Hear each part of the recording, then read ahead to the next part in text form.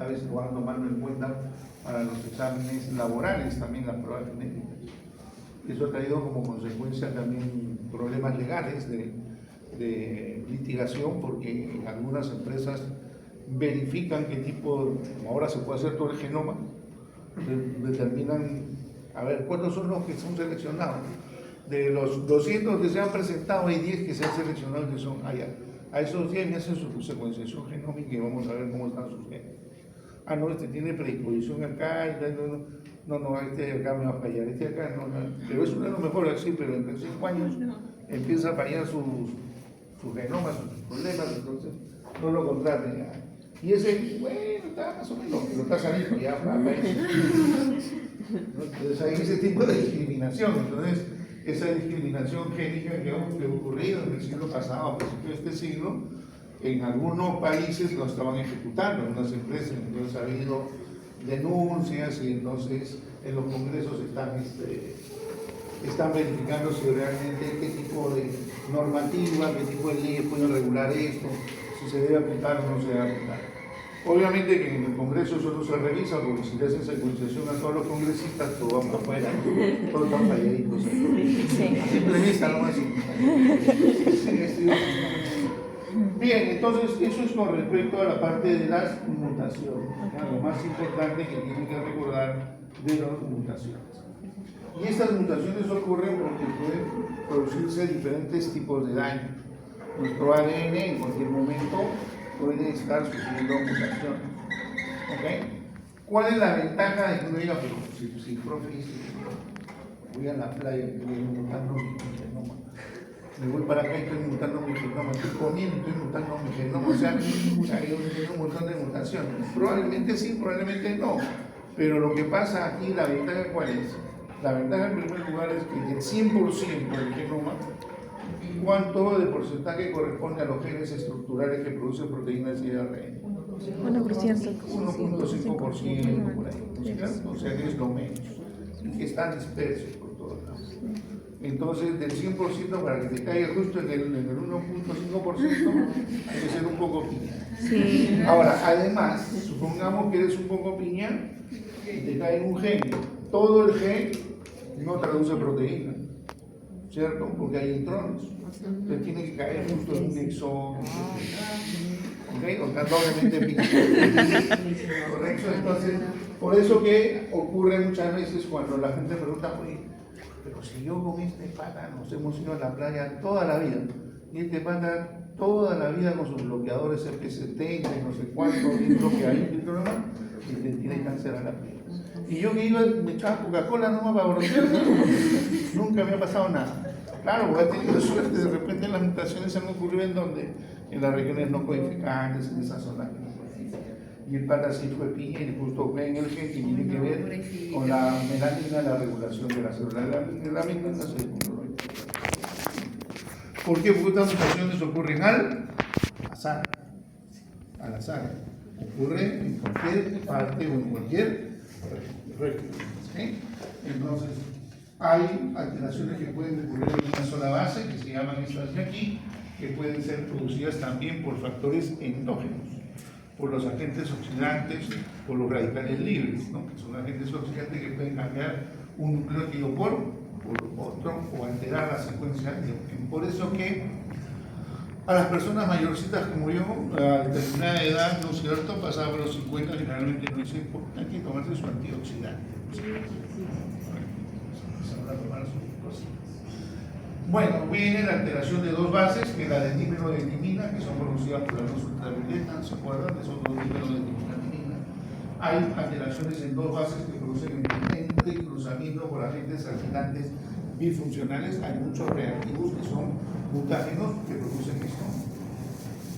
Hay roturas de cadena, esto es lo más complicado porque hay una rotura de la cadena. Una cosa es que un nucleótido cambia por otro y otro que se rompa la cadena. Por radiación ionizante, ¿no es cierto?, por desintegración radiactiva de elementos de la cadena de ADN, por formación de radicales oxidantes libres, lo que hablábamos un poco más, y entre cruzamientos, o sea, pueden haber diferentes tipos de daño, ¿ya?, de los agentes que son mutágenos, físicos o químicos. Depende el tipo de daño, obviamente, de la intensidad y el tipo de exposición. pero todos ocurren de manera aleatoria. Pero felizmente tenemos un sistema de mecanismo de reparación que cuando ocurre una mutación se activa nuestro sistema de reparación porque se detecta esta falla producto de la activación de genes que reconocen el daño, le pasan la voz al guardián del genoma humano que es el P53 y el P53 es el que le pasa la voz a todos los genes que tienen que ver con proteínas para participar en la reparación, ¿no? Y van reparando los diferentes tipos de daño. Así como tenemos diferentes tipos de daño que hay diferentes tipos de mecanismos de reparación para cada uno de ellos. O sea, hay especificidad en cuanto al mecanismo de reparación. Por ejemplo, si uno se va de viaje a Arequipa y supongamos que tiene problemas con la llanta, generalmente va a un llantero, ¿no es cierto? Si tiene problemas con las luces, va a un llantero, no un eléctrico. Si tiene problemas con el motor, bueno, va a un mecánico. O sea, hay cada quien, ¿no?, repara específicamente una determinada cosa, ¿no? Entonces, esos son los distintos sistemas de reparación que hay. Ahora, ¿cuál es el problema? Que uno dice, pero si hay todos esos sistemas de reparación, no debería ocurrir eso. ¿Por qué se produce? Porque este sistema de reparación es perfecto. Y encima, ¿no es cierto?, como todas estas proteínas que participan en la reparación también se originan de los genes, hay casos en los cuales hay mutaciones de los genes que participan en la reparación. Entonces, cuando hay mutaciones que ocurren en los genes de la reparación, no reparan bien. Y entonces se mantiene esa mutación o esa alteración, y ese es un mecanismo también para el desarrollo del cáncer. Entonces, ahí también se producen enfermedades que predisponen al cáncer, una serie de enfermedades. Bien, luego viene ya la forma como estas enfermedades se van a transmitir. Y estas enfermedades se pueden transmitir a través de una herencia clásica, que son los mecanismos que siguen las leyes de Mendel, las leyes mendelianas principalmente. Vamos a hacer solo 10 minutos nada más para que tengan una idea de qué se trata para encadenar. ¿Correcto? Entonces, en el caso de las enfermedades que se producen por herencia clásica, estamos hablando de aquellas enfermedades que se transmiten a través de enfermedades monogénicas o mendelianas. Las enfermedades génicas pueden ser monogénicas o mendelianas, enfermedades cromosómicas, enfermedades por herencia multifactorial, enfermedades mitocondriales, todas estas. ¿Correcto? Enfermedades producidas por herencia no clásica, que son la impronta, la disofía y la amplificación. Las de herencia clásica son las enfermedades monogénicas o mendelianas, las que se producen por mutaciones en un solo gen, ¿correcto? Entonces, digamos, las enfermedades genéticas. Las enfermedades cromosómicas lo veremos en citogenética, lo mismo con enfermedades por herencia multifactorial, lo veremos un poco ahí. Las enfermedades mitocondriales sí tienen que ver con el curso, y las enfermedades producidas por herencia no clásica también, que eso también lo vamos a ver más adelante en alguna clase. Pero lo que estamos viendo aquí con respecto a las mutaciones son mutaciones que ocurren en un gen, que cuando ocurren a nivel germinal estas mutaciones se van a heredar, ¿correcto? Entonces se van a heredar y se va a producir estas enfermedades monogénicas o mendelianas que siguen un patrón de transmisión hereditaria, ¿correcto? Entonces, estas enfermedades producidas por un gen mutado pueden ser enfermedades dominantes o enfermedades de tipo recesivas. Dominantes, autosómicos dominantes o autosómicos recesivos, ligado al sexo dominantes o ligado al sexo recesivo. ¿Cómo es que tienen y adoptan este nombre? Vamos a explicarlo. No hay pizarrita, pero no importa, yo sé que ustedes me van a seguir. A ver, ya hemos comentado que si yo hablo de un cromosoma, este cromosoma, su estructura es una fibra larga de ADN organizado con unas proteínas llamadas histonas, ¿no?, que se condensan y forman el cromosoma. Por lo tanto, los genes que hay en este ADN ahora están ¿dónde? En el cromosoma. ¿Correcto? ¿Sí? Entonces ahí van a ver genes. Y la posición de un gen a lo largo del cromosoma, ¿cómo se llamaba? LO-LOS, ¿correcto? Los, ¿no? El locus ahí, la posición de un gen a lo largo del cromosoma.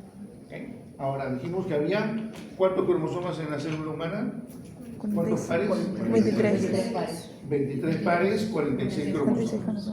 De esos 23 pares, 22 pares son cromosomas y un par de cromosomas sexuales. Entonces, estos genes pueden caer en los cromosomas autosómicos. ¿Cuáles son los cromosomas autosómicos? 1, 2, 3, 4, hasta el 22. Estos genes también pueden caer en un cromosoma X. Serían entonces genes ligados al cromosoma X. Estos genes pueden caer en el cromosoma Y. Entonces también serían genes ligados al cromosoma. ¿Correcto? Entonces, si los genes están localizados en los cromosomas autosómicos, entonces es un gen autosómico. Y en el otro caso, ligada al sexo, X o Y, ¿correcto? Ahora, de cada gen tenemos dos alelos, ¿sí? Si es suficiente un alelo que se mute o cambie para que se produzca la enfermedad, el comportamiento de este alelo, ¿cuál es? ¿Dominante o recesivo? Si es suficiente que mute uno de los dos, dominante, ¿no es cierto? Y si es necesario que muten ambos, ¿qué tendría que ser? Recesivo. ¿Ok? Entonces, si yo tengo un gen autosómico, puede comportarse como dominante o como recesivo. Entonces tendría una enfermedad autosómica dominante o autosómica recesiva. ¿Se entiende? Y en el caso de ligado al cromosoma X, lo mismo, ¿verdad? Dominante o recesivo. En el caso del cromosoma Y, no, porque ahí en el caso del cromosoma Y no tenemos dos alelos, sino que tenemos un solo alelo y es un tipo de herencia que se llama holándrica, H-O, así como de Holanda, pero es holándrica. Luego gente afuera, creo que van a tener examen, ¿o no? No, me parece. Bueno, entonces ahí tenemos que las enfermedades producidas por un gen mutado entonces pueden ser autosómico dominante. ¿Qué significa una enfermedad autosómica dominante? Que el gen está en un cromosoma autosómico y que se comporta como dominante. ¿Qué significa una enfermedad autosómica recesiva? Que el gen mutado está en un cromosoma autosómico y que se comporta como recesivo. ¿Qué significa una enfermedad ligada al sexo dominante? Que está en el cromosoma X y se comporta como dominante. ¿Okay? Entonces, uno es la posición y el otro es el comportamiento, como dominante o como recesivo. Bien, las enfermedades, por ejemplo, autosómicas dominantes tienen una característica de que se van tramitando de generación en generación, se van transmitiendo. Pero también hay otras veces en las que cuando hay una enfermedad autosómica recesiva, en todas las generaciones recién aparece por primera vez. Por lo tanto, para poder identificar una enfermedad autosómica dominante o una enfermedad autosómica recesiva o ligada al sexo dominante o recesivo, hay criterios. Que eso lo vamos a ver en la próxima clase. ¿Okay? A veces ocurre un solo caso dentro de la familia que sería una nueva mutación. Y todas siguen las leyes del médico. Se han descrito cuántas enfermedades que ocurren en el ser humano, más de 17.000 enfermedades que están publicadas en el Google, en este link que se llama del OMI. Ingresan al OMI y ahí están todas las enfermedades descritas, ¿correcto? Bien, ya vamos a ir viendo con más detalle esto, no quisiera correr porque si no, no nos va a ayudar.